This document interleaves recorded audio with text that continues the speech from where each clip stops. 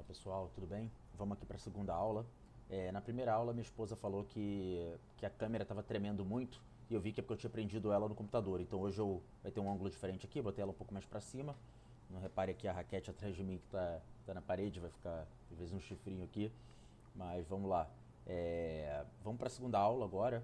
Na primeira aula a gente fez essa introdução, por que o leilão é mais barato, por que vale a pena. E agora a gente vai começar a estudar os conhecimentos que vocês precisam no leilão em si para fazer uma aquisição segura, tá? Vamos aqui para nossa apresentação. Então vamos começar. Bem, eu acho que a primeira coisa para a gente começar a falar é onde encontrar os leilões judiciais, né? Todo leiloeiro que vai ser indicado pelo juiz, ele é o leiloeiro oficial. Então ele tem que ser registrado na junta comercial do estado onde ele atua. Então, o primeiro lugar que você pode ver é a junta comercial do seu estado, que vai ter a lista de todos os leiloeiros lá, tá? Claro que esses grandes sites, eles têm leiloeiros habilitados no Brasil inteiro. Então, se o TJ do Rio está fazendo um leilão, ele vai arranjar um leiloeiro no Rio. Se o TJ de São Paulo está promovendo o leilão, ele vai arranjar o leiloeiro de São Paulo. E lembrando que isso aqui, o que vale é o TJ que está fazendo o leilão. Então, se eu sou do Rio, penhoro imóvel em São Paulo e faço o leilão do imóvel de São Paulo aqui pelo Rio, é um leiloeiro do Rio que vai fazer, tá? Então você vai na junta comercial, você vai ter a lista. Nessa lista, pelo menos aqui no Rio, não tem os sites de leiloeiros. Mas se você jogar no Google, você consegue facilmente ali achar o site deles. Vou ter aqui em segundo lugar os tribunais de justiça. Alguns tribunais de justiça também têm a lista dos seus leiloeiros habilitados. Então você entra no site do Tribunal de Justiça do seu estado e procura lá. O 3 já faz. Não é mais um caso, né? Ele está dentro dos outros. Esses leiloeiros, pelo menos os bons leiloeiros que vão vender imóvel, ele tem sites. Até porque o leilão, como a gente falou na primeira aula, é eletrônico. Então você vai, depois que você tem o nome dos leiloeiros, você vai procurar no site dos leiloeiros as oportunidades. Lá vão ter vários imóveis, depois a gente pode até olhar um site aqui juntos, mas essa aula aqui eu já trouxe alguns documentos pra gente olhar juntos, então vamos deixar para uma próxima. Mas a gente pode entrar no site do leiloeiro, por exemplo, você pode entrar no Leilões Eletrônicos, que eu vou deixar o link, Portal Zuc, qualquer outro. Você pode filtrar por estado e você vai achar os imóveis que estão aí para serem leiloados no seu estado, tá? E eu vou ter que fazer uma consulta recorrente organizada, né? Ou seja, você fazer uma lista dos leilões que você quer, dos leiloeiros que geralmente tem imóveis que você gostaria de arrematar, e você olhar ali toda semana, de 15 em 15 dias, né? Você fazer uma organização. Bem, como eu falei aqui, você achou agora o leilão. Qual que é a primeira coisa que você tem que fazer quando você acha um leilão?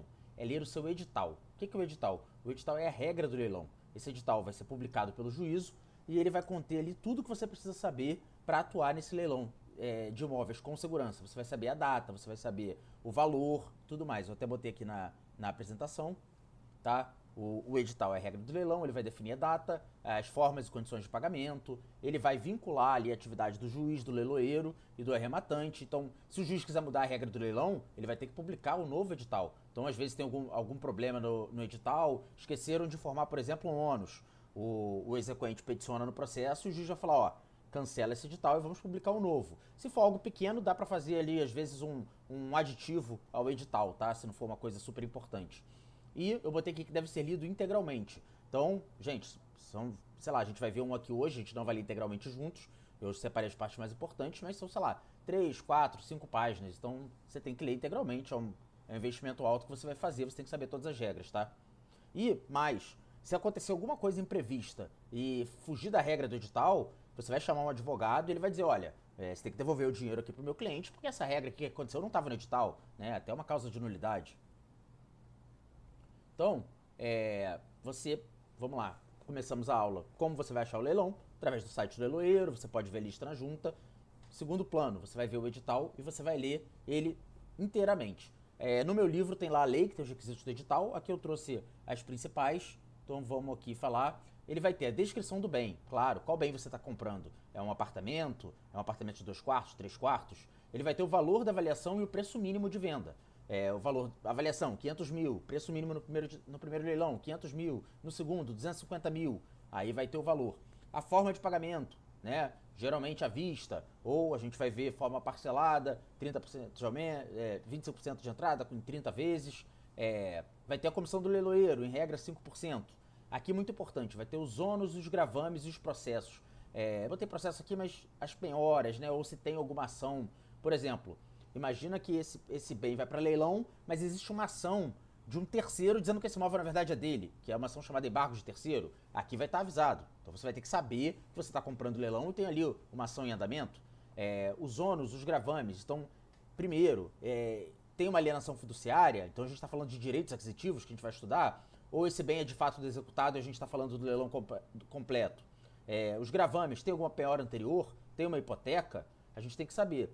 A gente vai aprender aqui no curso a baixar todos esses gravames, mas a gente tem que saber que eles existem, pelo que a gente vai falar aqui na aula um pouquinho mais à frente. Bem, eu botei aqui exemplo PDF, eu vou abrir aqui um edital pra gente olhar juntos, tá? Edital, aula 2, espero que dê pra ver aí direitinho. Eu vou sair aqui do quadrinho, eu vou falando e mostrando, tá? Então vamos lá. Esse aqui é um edital de praça judicial. Praça é sinônimo de leilão de imóveis, tá? Então você pode encontrar edital de leilão, edital de praça, não tem problema. Primeira informação aí que ele vai trazer é o número do processo. Eu tirei aqui, são informações públicas, tá? Eu não precisaria esconder de vocês isso aqui, até porque tá no site aí do leilãoeletrônico.com.br, mas eu preferi, para não causar nenhum tipo de constrangimento, voltei com o quadrinho, para não causar nenhum tipo de constrangimento, eu preferi tapar o nome da pessoa que está perdendo esse imóvel e o processo, né? Porque pro processo vocês poderiam chegar lá. Então aqui, edital de primeira e segunda praça de bem imóvel. Como a gente falou na primeira aula, são 2 leilões, a lei manteve, apesar daquela modificação em relação ao preço, que nesse leilão aqui, como eu falei que tem sido a regra, não vai ter, vai ser igual à lei anterior. Primeiro, valor da avaliação, segundo, com desconto, né? E aí tem aqui a credora, a prefeitura municipal, a execução, como eu disse ali, eu marquei leiloeiro oficial, que está na JUSESP, que é a Junta Comercial do Estado de São Paulo, tá ali o registro dele, e tem o site. Aqui é a primeira coisa que é importante. No leilão judicial, o pessoal, ai Lucas, pô, será que é golpe esse site? Gente, o site está no edital, né? Já tá lá o site do leiloeiro. Bem, como a gente falou aqui, começando, descrição do imóvel. O imóvel é um apartamento, número 32, localizado no terceiro andar, tá o edifício, 87 metros quadrados, 2 vagas determinadas, gravem isso aqui, 2 vagas determinadas. Você vai ter que checar naquela matrícula que está dizendo ali 134.956 se de fato essas vagas estão lá. A gente vai conversar sobre isso mais ainda nessa aula, um pouquinho mais à frente. Vaga determinada significa que você pode parar em qualquer lugar de estacionamento, né? Você não tem uma vaga específica, é a regra provavelmente da convenção do condomínio. A gente tem aqui benfeitoria, ônus. Ônus é importante, você vai ter que ver aqui o que tem nesse caso. Tem aqui uma penhora de direito do fiduciante, então tinha uma...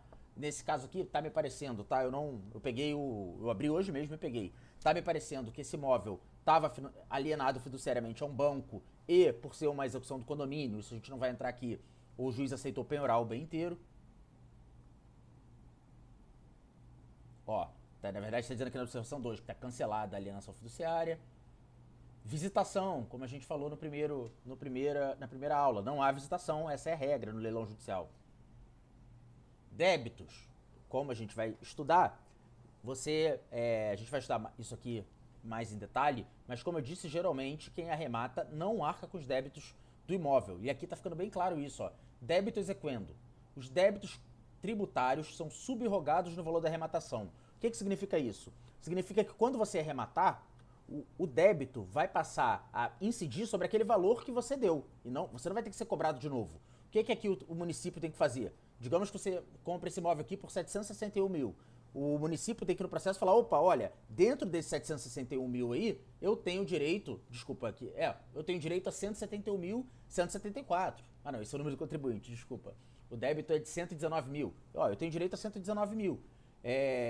E aí, ou seja, ele não é mais um débito sobre o imóvel. Ele é um débito que vai ficar subrogado nesse valor. Então, o arrematante não tem mais nada a ver com isso. Os credores vão brigar lá por esse valor, o condomínio, o município, tá? E você vai alienar livre esse imóvel. Ali é o débito tributário primeiro, o débito exequendo. O que significa o débito exequendo? É o débito da própria execução. Como eu falei, o nome desse processo aqui é execução de título extrajudicial, tá? Aqui, isso aqui é uma dívida de condomínio. O débito do condomínio é 486 mil. Porém, e aí vocês vão aprender aqui comigo, tá escrito ali, ó, entre parênteses que eu não marquei, artigo 908, parágrafo 1º do CPC. Esse artigo também diz que os débitos próprio terreno se subrogam no preço. Ou seja, quem arrematar isso aqui vai pegar sem dívida de IPTU e sem dívida de condomínio. O imóvel está livre. Condição de venda. Primeiro leilão, primeira praça, né? Valor da avaliação no mínimo. Segunda, 50% do valor da avaliação. Aqui que eu falei, você pode comprar imóveis muito mais baratos no leilão. Aqui, por exemplo, tá ali quase 800 mil, você vai poder comprar por 400. Aqui está dizendo sinal de 20, aqui já está falando a condição de parcelamento, só que o à vista vai preferir. Então, sinal de 25%, você pode dividir até 30 meses apenas com correção monetária, foi o que eu falei na primeira aula, sem juros. Pagamento, prazo de 24 horas. Aqui tem consequências se você não pagar, tem a comissão do leiloeiro, como eu falei, 5%, resolução do SCNJ. Aqui esse edital muito bem feito, ó, ele ainda, além dele já ter falado lá que se subrogava, ele aqui fez questão de falar de novo, olha, débitos e obrigações do arrematante, ou seja, o que o arrematante vai ficar devendo. Olha, ele está dizendo ali que os débitos vão ser quitados com o produto da venda, tá? Ou seja, vai ser o seu dinheiro que vai quitar esses débitos ou não, e você não tem mais nada a ver com isso, você como arrematante. Aqui ainda teve uma coisa legal, né, porque o juiz não precisou impor pela lei, que teve uma assembleia de condomínio, tá dizendo aqui, e o próprio condomínio já aceitou, falou, olha, quem comprar esse imóvel a gente não vai cobrar condomínio. Tá dizendo ali, ó, autorizada a anistia dos débitos condominiais que ultrapassarem o valor da arrematação até a data. Então, o que significa até a data da arrematação? No dia que você arrematou, você não deve nada. A partir do dia seguinte, mesmo que você ainda não esteja no imóvel, você tem que começar a arcar com o condomínio. É isso que tá dizendo aqui. Aí, fraude, dúvidas e esclarecimentos, participação no leilão, e aqui tem a intimação do próprio executado e do município também, porque tem débito, da data do leilão. Então é isso, basicamente é isso, um edital, tem vários editais diferentes. Geralmente os leiloeiros costumam ter um modelo que eles mandam para o juiz e o juiz publica. Então provavelmente esse leiloeiro, ou pelo menos essa vara, tem sempre esse edital, tá? Vamos voltar aqui para a apresentação. Então, pessoal, como vocês viram aqui, é muito tranquilo analisar um edital e se ficou alguma dúvida, no final do curso eu espero que não tenha mais, tá? Vocês vão ver isso aqui com muito mais velocidade. Tá ali dizendo 131 do CTN, 130 do CTN, a gente vai falar, CTN é o Código Tributário Nacional, que diz que quem arremata o imóvel fica livre do pagamento de IPTU. É isso, também se subroga no preço. 908 do CPC, como eu disse, fala dos outros débitos próprio terreno. E aí a gente vai... Não precisam saber disso agora, mas depois que vocês voltarem nessa aula, vocês vão saber. Bem... como eu falei que é importante você saber os ônus que tem no edital, aqui a gente tem 2 artigos no CPC, que no meu livro eu até transcrevo aqui, não precisa, eu vou só fazer os casos mais importantes. E se você botar no Google CPC Planalto, você vai abrir essa lei, você procura lá esses artigos. O artigo 799 e 889 diz quem tem que ser intimado da penhora, que a gente vai estudar a penhora com mais calma depois, né? Mas como eu disse, a penhora é o que vincula o bem à execução.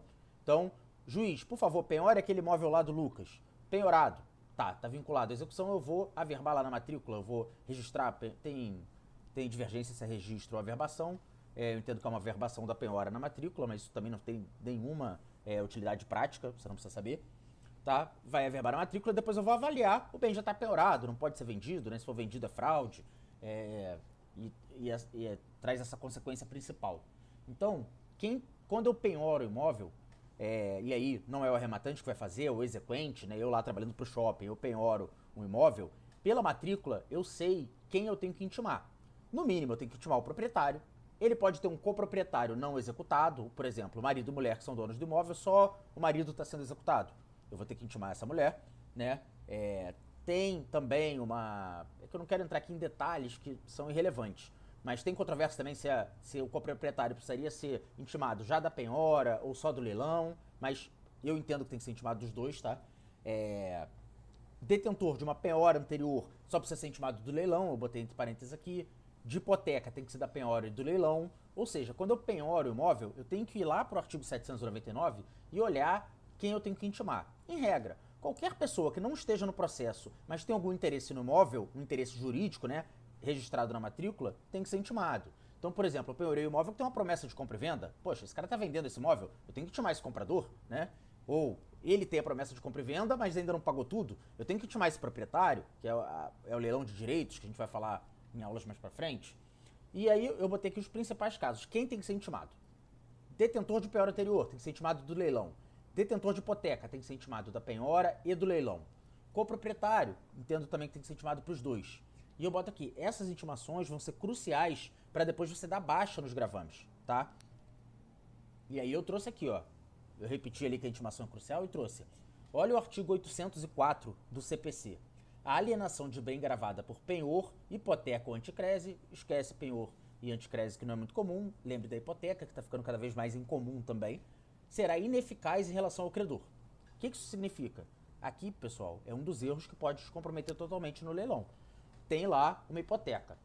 Esse credor hipotecário, o que é hipoteca? Hipoteca é uma garantia, você deu seu imóvel em garantia a alguém, e ele por meio de hipoteca. E você está perdendo esse imóvel, às vezes, por uma dívida de condomínio. Esse credor hipotecário, ele vai ter que brigar pela preferência dele em receber esse valor. Ele não quer brigar com o arrematante. Ele quer brigar, o arrematante vai deixar o dinheiro lá, ele quer brigar por esse dinheiro. Só que para ele brigar por esse dinheiro, ele tem que saber que essa penhora ocorreu, que esse leilão ocorreu, tá? Ele tem que agir. Então ele tem que ser intimado do leilão, da penhora e do leilão, e depois ele vai perder essa hipoteca e ele vai brigar pelo crédito. Você vai pegar o imóvel livre. Agora, olha aqui como é que é importante. Olha o artigo 1499. A hipoteca, isso do Código Civil. A hipoteca extingue-se. 6. Pela arrematação ou adjudicação. Não vamos entrar em adjudicação aqui, que é quando o credor pega o imóvel para ele, né? Não é esse o caso, esse que a gente faz. A hipoteca extingue-se pela arrematação. Agora, olha o 1501. Não extinguirá a hipoteca se não for o credor notificado judicialmente. Então, de novo aqui, por que esse erro é gravíssimo? Eu já vi muito caso que simplesmente anularam o leilão e pronto, tá?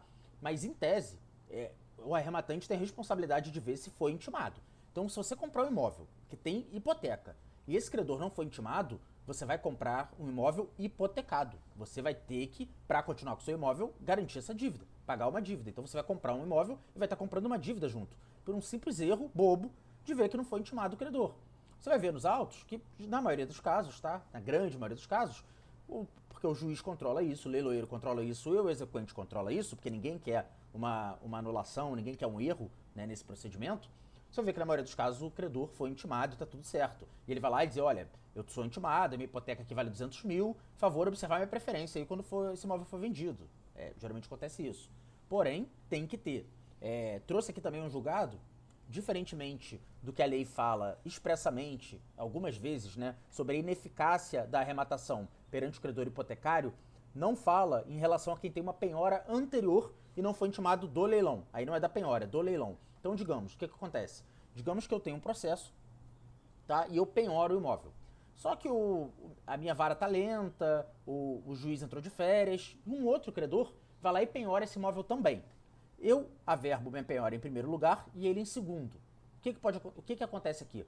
Esse imóvel pode ser vendido tanto no primeiro processo quanto no segundo. Porém, independentemente de quem vender, a prioridade no recebimento do valor vai ser de quem conseguiu a primeira penhora. Então, se eu penhorei primeiro, não importa que meu processo está mais lento, se esse imóvel for vendido em outro leilão, eu tenho que ser comunicado para ir lá e receber meu dinheiro.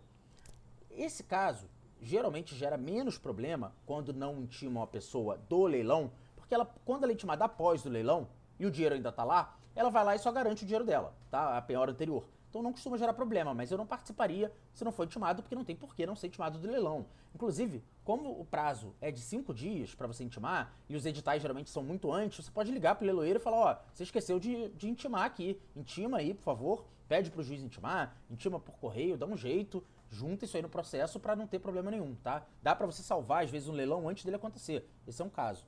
E aí, o que eu trouxe aqui no julgado? Veja o que aconteceu nesse caso. Nesse caso, não foi intimado uma penhora anterior e houve leilão, houve uma arrematação. E aí, tá dizendo aqui, existência de penhora anterior. É ineficaz a arrematação relativamente ao credor penhorante com penhora anteriormente averbada, não intimado para esta pública, que é o leilão.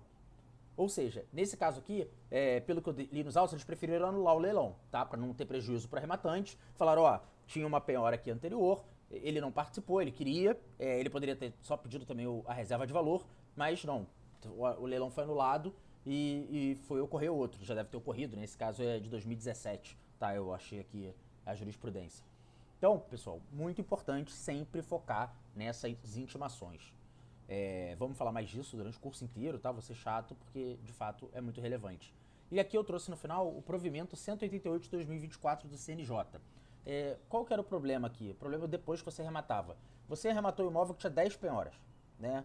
Você arrematou, como eu estou dizendo aqui, você vai conseguir dar baixa em tudo.